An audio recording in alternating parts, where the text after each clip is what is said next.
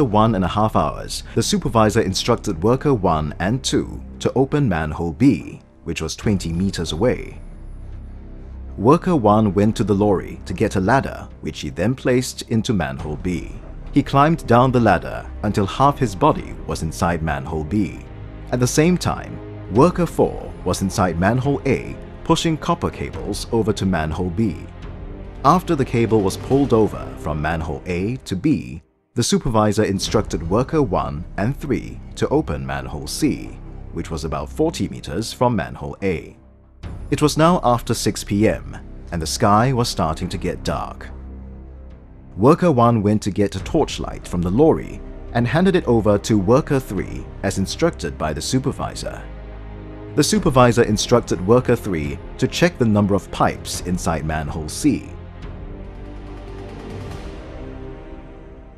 The supervisor then left manhole C and headed back to manhole A. Worker 3 checked and confirmed that there were 6 pipes in manhole C. He then went over to manhole A to inform the supervisor. 15 minutes later, worker 1, who was waiting outside manhole C, noticed that a crowd had gathered around manhole A. Worker 1 went over to manhole A and saw 3 of his co-workers lying motionless inside the manhole. He noticed that worker 4 was the furthest away inside the manhole. The supervisor was found lying on top of worker 3. A simple cable laying job resulted in the loss of 3 lives. What went wrong?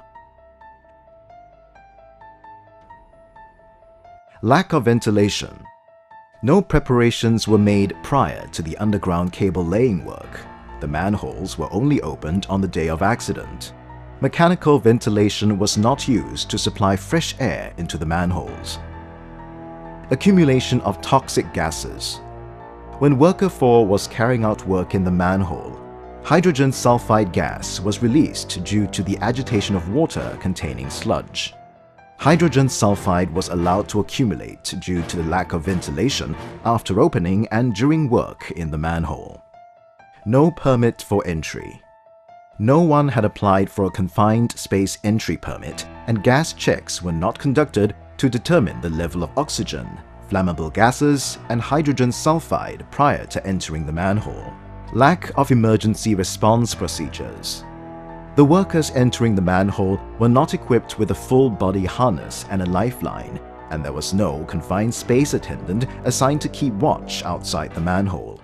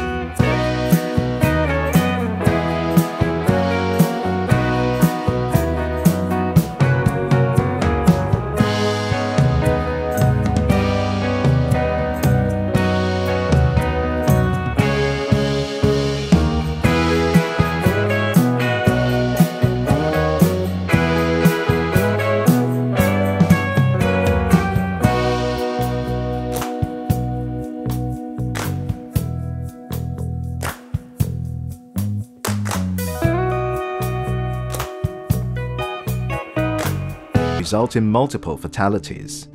Remember, an unplanned rescue may be your last.